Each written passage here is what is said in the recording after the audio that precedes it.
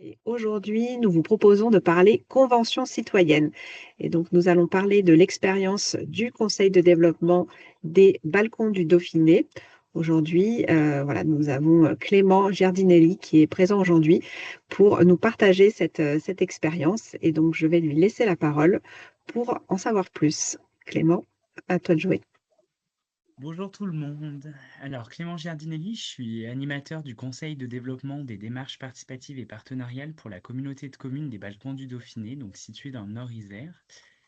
Donc, j'ai un 0,5 ETP pour l'animation du Conseil de développement et le reste pour tout ce qui est démarches participatives et partenariales. Donc, est-ce que vous voyez mon écran? Ouais, c'est bon. Oui, oui. Alors, je vais essayer de passer assez rapidement, comme on n'a pas beaucoup de temps. De toute façon, la présentation, elle vous sera envoyée par la suite. L'idée, c'est vraiment de voir ensemble les grandes lignes. Donc, je vais peut-être pas vous présenter le rôle d'un conseil de développement. Je pense que tout le monde est au courant ici. Alors, donc pour le coup, nous, c'est une démarche qui a été mise en place, donc en tout cas réfléchie déjà dans un premier temps en novembre 2024, avec une mise en place, on va dire, officielle à partir de septembre 2025. Donc, pour le coup, c'est une démarche inédite sur le territoire des Balcons du Dauphiné. L'idée, c'est ça a été travaillé donc avec l'institution. Le Conseil de développement a travaillé avec l'institution. C'est parti du principe, voilà, il y avait une réflexion, on va dire, globale à mener sur les méthodes de tarification sur le territoire. Et le Conseil de développement des Balcons du Dauphiné s'est auto-saisi du sujet. Et en échangeant en fait avec la communauté de communes, est venue l'idée d'organiser une convention citoyenne. C'était un outil qu'on n'avait jamais utilisé dans nos démarches participatives sur le territoire et que finalement un conseil de développement utilise cet outil, ça avait pour le coup du sens pour l'institution. Euh, voilà, donc cette convention citoyenne, elle s'inscrit vraiment dans le projet de territoire pour le coup. La communauté de communes, elle a vraiment identifié la préservation de la ressource comme enjeu majeur. Donc, pour le coup, le conseil de développement, avec tout son rôle, en tout cas, elle est questionner les méthodes de tarification. Donc, l'idée, évidemment, c'était de créer une dynamique citoyenne sur le territoire, de pouvoir sensibiliser les habitants à la consommation, à la préservation de la ressource en eau, et aussi, bah, pour le coup, accompagner la réflexion autour d'une tarification juste et adaptée pour l'institution. Euh, donc tous les membres du conseil de développement en interne ont été mobilisés. D'habitude, on travaille par groupe, on a des groupes de travail thématiques ou quoi que ce soit. Là, l'idée, comme c'était un gros projet, c'était vraiment de pouvoir mobiliser l'ensemble des membres du conseil de développement. Donc, c'est-à-dire qu'on se réunissait à minima 2 fois par mois pour avoir un suivi des dossiers. Et une fois par mois, il y avait un suivi avec l'institution où il y avait des allers-retours, voilà, s'il y avait des difficultés ou pas. Donc, pour le coup, le conseil de développement et l'institution ont vraiment travaillé main dans la main, quoi, avec les services, on va dire. On a été accompagné donc par un cabinet extérieur, parce que l'idée, pour le conseil de développement et pour moi-même qui a cette double casquette, c'était d'être le plus neutre possible. Et disons que moi, comme j'anime déjà des démarches participatives sur le territoire et que je suis très identifié aussi sur ces démarches-là, il fallait une personne extérieure pour pouvoir animer en fait le temps avec les habitants pour éviter tout amalgame entre bah, c'est la communauté de communes qui organise ou c'est le conseil de développement qui organise, quoi. Donc on a été accompagné par le cabinet Nalis qui est situé pas très loin de chez nous, donc qui est assez habitué par ce type de démarche. On est parti donc pour constituer, pour aller chercher donc les gens, nous avons constitué un panel d'habitants. Donc on a fait un tirage au sort. Je vous cache pas que c'était très compliqué. Puisque en période, alors bon, c'était l'année dernière, mais on était quand même en période préélectorale, entre guillemets, d'aller demander les listes électorales aux communes. Ça a été très, très compliqué. Donc finalement, il n'y a que 19 communes sur 47 qui nous ont donné accès à leur liste et on a dû faire le tirage au sort à partir de ces listes. C'est un travail qui est très fastidieux. Voilà, l'envoi des courriers, enfin, je vous laisse imaginer. Voilà. Donc, il y a 1000 personnes qui ont été tirées au sort sur 20 communes. Et finalement, ce sont 36 personnes qui ont répondu à l'appel. Euh, je vais peut-être juste rester sur cette slide. Alors, les personnes qui ont été tirées au sort, on a travaillé, enfin, on a mis en place une convention d'engagement citoyenne avec eux. Donc, c'est-à-dire qu'ils signaient une convention, donc comme quoi, voilà, ils étaient bien présents à l'ensemble des temps. Et en contrepartie, il y avait une rétribution financière de 150 euros pour couvrir voilà, des frais de transport, des choses comme ça, et puis pour valoriser un peu l'engagement. Donc, c'est pas grand-chose, mais voilà, l'idée, c'était quand même de mettre ça en place pour avoir une certaine rétribution, une valorisation en tout cas du temps passé dessus. En termes de méthodologie, donc on avait plusieurs rencontres donc avec des experts, des temps de travail. Et entre chaque temps de travail, parce qu'il y avait un mois entre, on va dire, entre chaque temps de travail, j'ai mis en place une plateforme numérique. Je pense que vous avez l'habitude avec le CNCD de travailler sur Padlet. Et du coup, voilà, on avait un Padlet de convention citoyenne. Ça permettait en fait de pouvoir nourrir les réflexions entre les temps de pause, entre guillemets.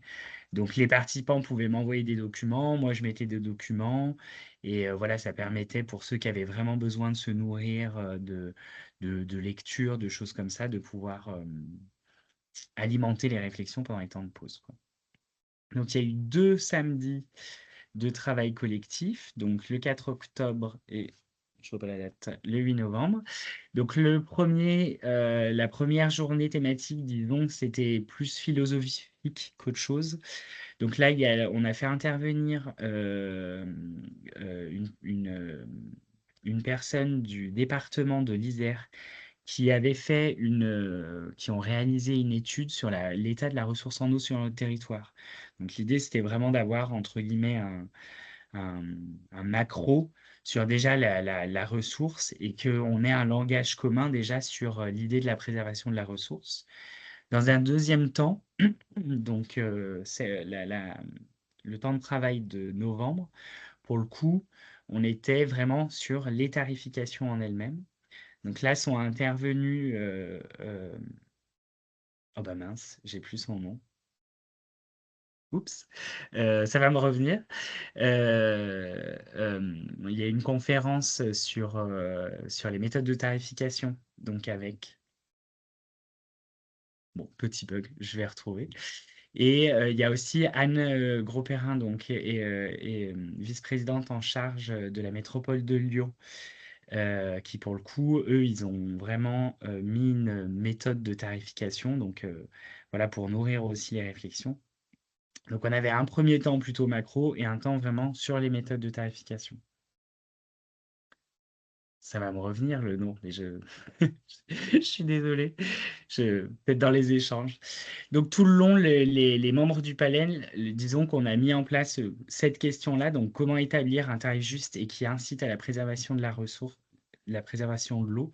Donc c'était vraiment le fil rouge conducteur de tous nos échanges pour rester vraiment se focaliser et pas sortir du cadre, entre guillemets.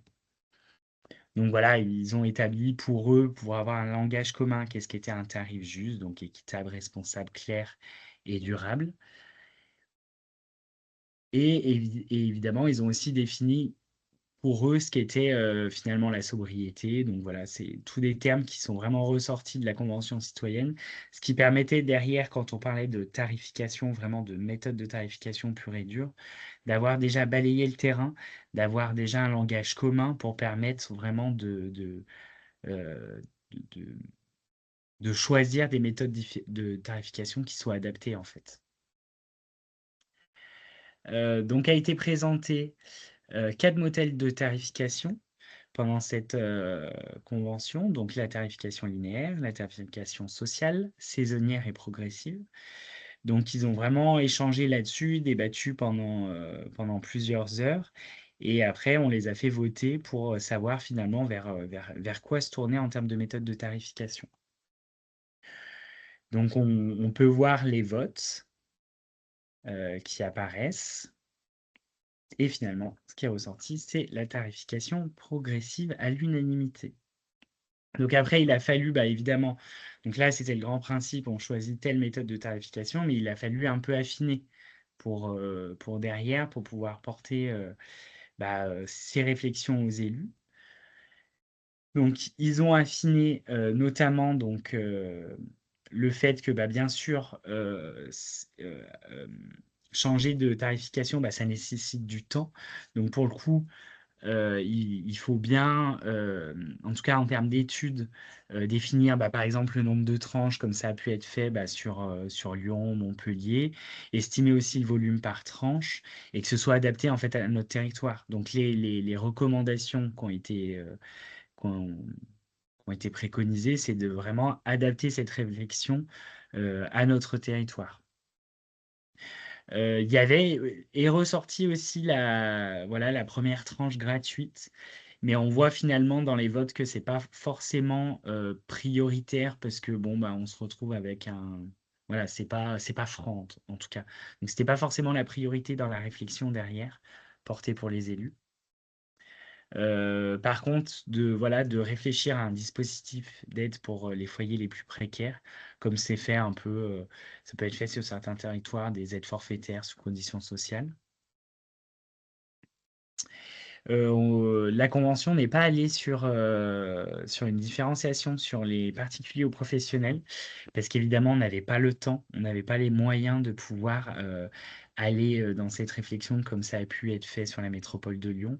Parce que c'est un conseil de développement qui l'organise avec un budget réduit, plus que réduit.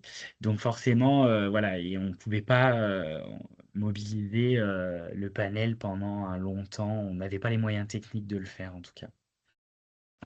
Une tarification adaptée aussi donc à la taille du ménage, là pour le coup. Alors aujourd'hui, on sait que c'est compliqué d'avoir ces données, de se mettre en lien avec les organismes, c'est très compliqué, mais s'il y a une possibilité de le faire, de pouvoir réfléchir vraiment à une tarification qui soit adaptée à la taille du ménage, quoi. Ils ont aussi réfléchi à des pistes d'amélioration. Donc, tout ce qui est optimisation de services, tout ce qui est déjà engagé par la communauté de communes, la recherche de fuites, le renouvellement des infrastructures, ce qui permet en fait une meilleure gestion de la ressource en eau. Et après, il y avait tout un volet sur la sensibilisation auprès des usagers. Donc voilà, la récupération des eaux usées, des eaux pluviales, ça c'est des petites choses qui sont venues un peu compléter les recommandations du panel en dehors de la tarification. Il y a tout un travail aussi en termes de communication. Ils se sont rendus compte que aujourd'hui, notamment à travers les factures, nous on a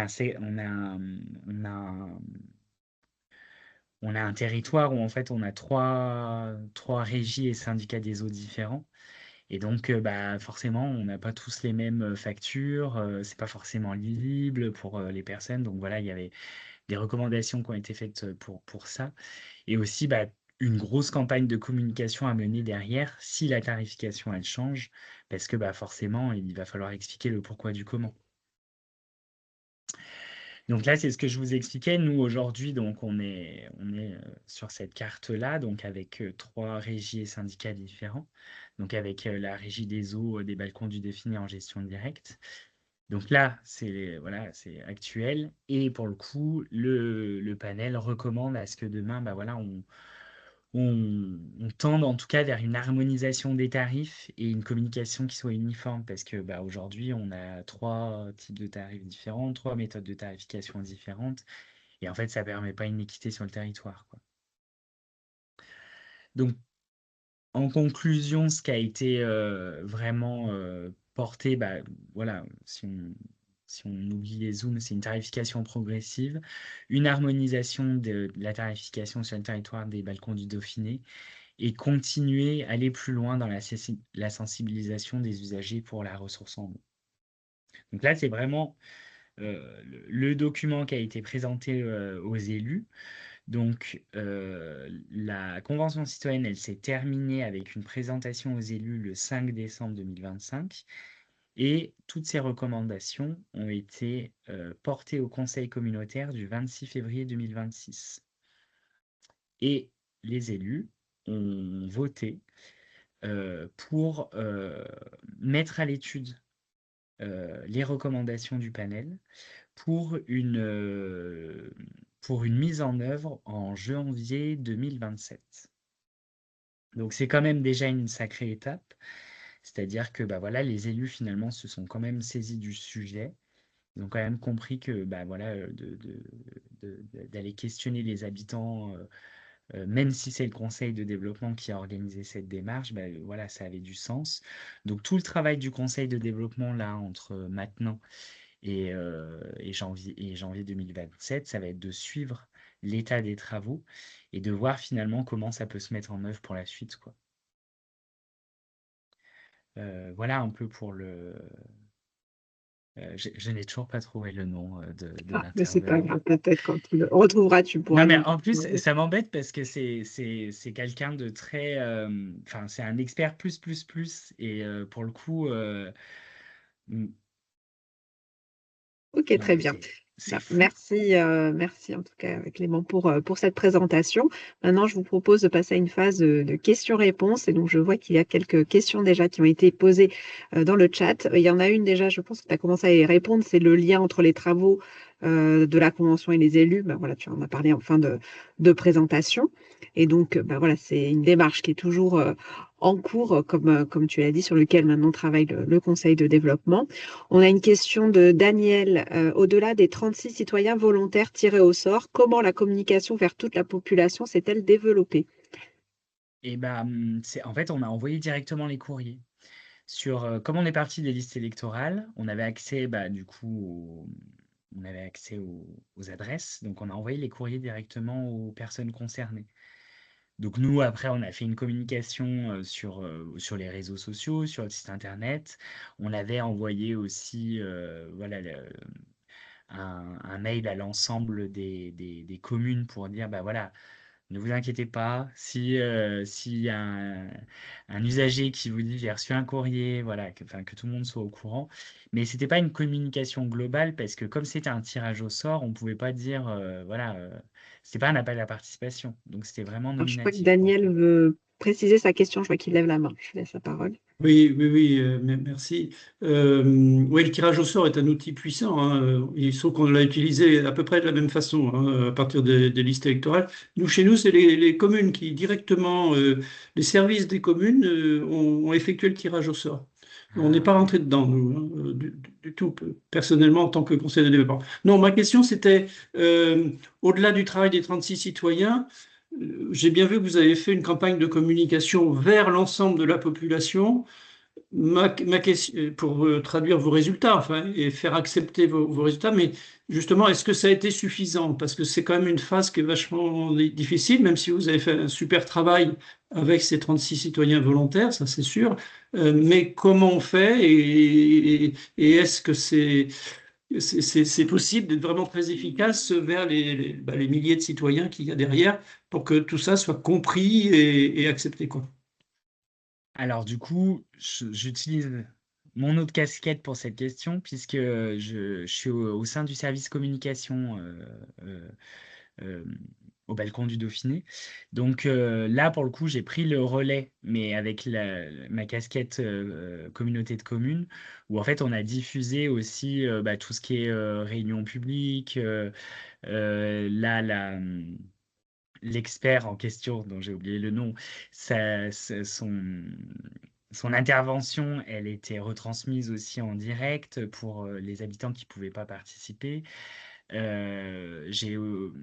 On a aussi organisé des courtes vidéos pour expliquer le pourquoi du comment. Donc, on fait intervenir, par exemple, la personne qui nous a accompagnés, le cabinet. On a réalisé aussi des petites interviews des participants, des conseils de développement. Donc, c'est des petites vidéos qui vont sortir à travers le temps. Et pour que bah, les habitants, ils aient toujours et le suivi, mais aussi que les élus n'oublient, enfin, finalement, n'oublient pas que bah, il y a toujours ça qui est en fond. Donc en fait, en termes de stratégie de communication, l'idée c'est qu'on a sorti un gros bloc, entre guillemets, et que maintenant, on va y aller par parcimonie pour faire des petites piqûres de rappel, en fait. Donc là, D'accord, merci. c'est et la communauté de communes et le conseil de développement qui... enfin voilà, c'est le côté un peu schizophrénique de mon poste, mais voilà. Et Donc, juste dernière question, est-ce que vous êtes en capacité de mesurer le niveau d'acceptation finalement par la population? non. Non, Aujourd'hui, hein, pour le c'est coup, compliqué non. ça. Ah oui. Non. Ouais.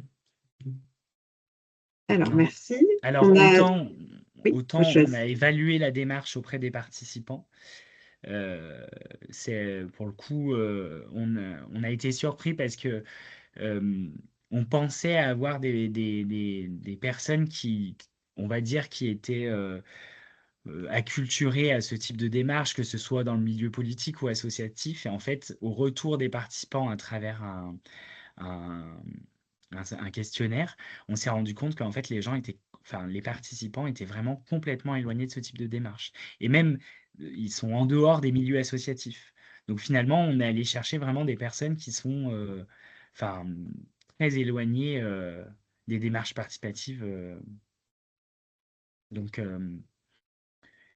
en tout cas, sur le bilan global des participants, ça a été une sacrée expérience pour le coup.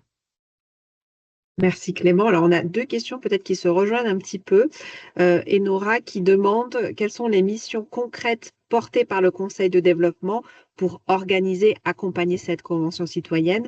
Et Alain qui demande qui s'est occupé de la partie administrative de l'action. Donc, peut-être tu peux répondre aux deux en même temps. C'est moi. Pour la partie administrative, oui. Voilà, pour la partie administrative. Après, dans les missions, bah, en fait, c'est un peu compliqué parce que donc on a donc moi j'ai beaucoup travaillé avec une personne au sein du conseil de développement pardon qui était référente pour le coup du projet. Donc on était beaucoup sur le voilà, on travaillait beaucoup en binôme finalement et avec le cabinet quand on devait organiser les temps d'animation ou quoi que ce soit. Donc, on va dire que moi, j'ai pris plus le rôle de coordinateur, bah voilà, faire le tampon entre le conseil de développement, les attendus, et le cabinet, et en même temps bah, la collectivité. En termes de mission, la personne référente, en fait, s'occupait vraiment de savoir que enfin, tout se déroulait bien dans les temps, quoi. On a beaucoup échangé, notamment sur les experts, qui c'est qu'on va aller chercher. Euh, mais ouais, tout le côté administratif, bah forcément, comme, enfin, j'imagine que c'est pareil au sein du conseil de développement, c'est souvent le technicien qui s'en charge. Oui, merci Clément. Oui, j'ai précisé que tu es à 50%, c'est ça, sur le conseil de Oui, développement de ton temps. 50%, c'est l'animation de oui. démarches participatives de la communauté de communes. Mais alors, pour le coup, oui, alors là, enfin, c'est d'un point de enfin, ça, c'est enfin, dans les faits. Ça a pris énormément de temps. J'ai été moins aux grandes dames de mon directeur. J'ai été beaucoup plus sur la convention citoyenne, mais parce que la collectivité, elle avait aussi un enjeu, parce que quelque part, elle passait enfin, elle passait, non. Disons que c'est la première fois qu'on utilisait cet outil sur le territoire, et finalement, euh, c'était bien que ce soit le conseil de développement qui le fasse, mais ça ne veut pas dire que derrière, peut-être que la collectivité, elle va se saisir aussi de ce type d'outils pour organiser ses propres démarches, quoi. Alors, je suis étonnée, il n'y a pas eu cette question-là qu'on a d'habitude en termes de budget. Est-ce que tu peux nous donner un ordre de grandeur, Oui. le coût de cette Alors, démarche? le conseil de développement a un budget alloué de 20 000 euros par an, de base. Il faut savoir que jusqu'à présent, parce que là, c'est pour le coup le gros projet du conseil de développement des Balkans du Dauphiné, jusqu'à maintenant, dépensait, enfin vraiment, allez, si c'était peut-être 500 euros à l'année pour des fly, des petites choses comme ça. Voilà. Donc, on savait que de toute façon, on allait dépasser le budget. Donc, ce qui a été convenu avec la collectivité, entre guillemets, c'est de faire un prorata, c'est-à-dire on utilise 20 000 euros sur l'année 2025, mais on va aussi ponctionner un peu sur l'année 2026. Disons qu'on aura moins de budget. Une espèce un peu de, voilà, de compromis qui a été fait. Donc, en tout et pour tout, de toute façon, l'accompagnement du cabinet, ça a été 20 000 euros. Voilà. Après, il y a des experts qu'on a payés, dont un, je ne me souviens pas son nom. Mais on en a eu, enfin, il y a un budget en tout de 38 000 euros. Voilà. Parce que, voilà, enfin, après, il y a plein de frais annexes, entre guillemets, les repas des participants, des choses, en fait. L'indemnisation aussi, tu parlais des Alors, 150 euros, ça rentre dans cette voilà, enveloppe. la rétribution financière, exactement, les courriers, enfin voilà, mis bout à bout, ouais, on n'est pas loin des 40 000 euros mis bout à bout. Donc c'est quand même pas. Oui, sans mon poste, oui, oui, ça Voilà, n'a une rien à voir. question. Oui. Le salaire n'est pas comptabilisé. Je vois que Barbara a levé la main. Alors, si vous pouvez juste activer votre micro pour qu'on vous entende.